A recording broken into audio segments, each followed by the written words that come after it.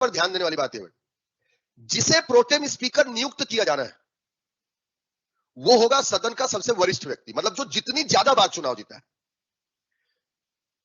इसकी लिस्ट जो है, जो विधायिका होती है, विधानसभा के जो कर्मचारी होंगे वहां पर सरकारी, उनको लेजिस्लेटिव वन बोला जाता है।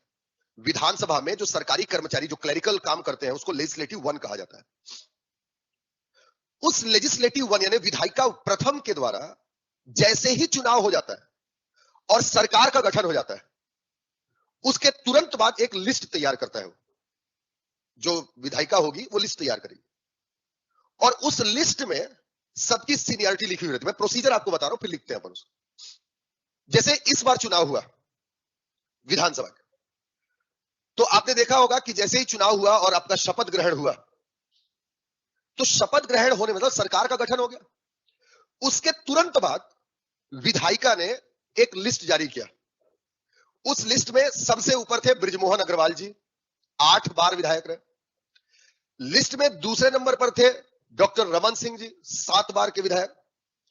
तीसरे नंबर पर 3 लोग थे, श्री राम विचार नेताम, कवासी लखमा जी और आपका भूपेश बघेल जी, ये 6 बार के विधायक। चौथे नंबर पर आपका मतलब चरणदास महंत जी, ये 5 बार के विधायक है। उसके बाद आपका धर्मलाल कौशिक जो कि 4 बार के विधायक है। ये एक लिस्ट जारी कर दी। अब ये लिस्ट जो बना दिया वो दिया जाता है संसदीय कार्य मंत्री को। अब यहां तो अभी कोई बना नहीं है, विभाग नहीं बटा, तो मंत्री को सौंप दिया जाता है, मुख्यमंत्री को सौंपा गया। यहां पर लोकसभा में यह संसदीय कार्य मंत्री को सौंपा जाता है। लोकसभा में संसदीय कार्य मंत्री को सौंपा जाता है। संसदीय कार्य मंत्री इस लिस्ट को प्रधानमंत्री को दे देता है। यहां तो डायरेक्ट मुख्यमंत्री दे दिया। प्रधानमंत्री बोलता है ठीक है, एक काम करो, जो सीनियर है उसको फोन लगा लो। तो पहले फोन लगाया जाता है, मतलब कंसेंट लिया जाता है, उसका टेलीफोनिक कंसेंट कि क्या आप बनेंगे प्रोटेम स्पीकर। तो फोन लगाया जाता है। जैसे हमारे यहां छत्तीसगढ़ की बात करें, बृजमोहन अग्रवाल जी को लगाया गया। बृजमोहन अग्रवाल जी ने मना कर दिया, मैं प्रोटेम स्पीकर नहीं बनूंगा। अगर सहमति नहीं है वरिष्ठ सदस्य की तो उसको नहीं बनाया जाएगा। सही बात। उसके बाद डॉक्टर रमन सिंह बचे, तो उनको तो स्पीकर बनाया जाना था, इसलिए उनको नहीं कहा गया। बीजेपी अपने पार्टी से बनाना चाह रही थी, इसलिए फिर 8 और 7, देखो 8 वाले ने मना कर दिया बृजमोहन अग्रवाल जी ने कि मैं नहीं बनना चाहता। 7 वाले को स्पीकर बनाना था, अब बच गए 6 वाले।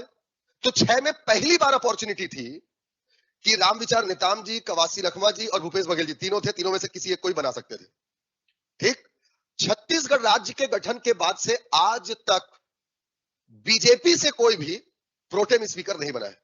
तो बीजेपी के पास एक अवसर था कि राम विचार नेताम जी जो है उनको बनाया जा सकता है, और इसलिए फिर उनको प्रपोजल दिया गया और उन्होंने एक्सेप्ट किया और उनको प्रोटेम स्पीकर नियुक्त किया गया। समझे मेरी बात को?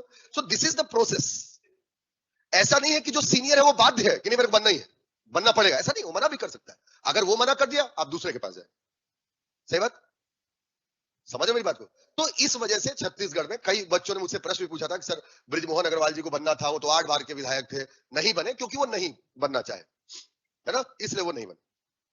क्लियर हुआ? तो ये आपका इस तरीके से प्रोटेम स्पीकर की नियुक्ति होती है। समझ पाए क्या होता है प्रोसीजर पूरा? चलो लिखे। किसे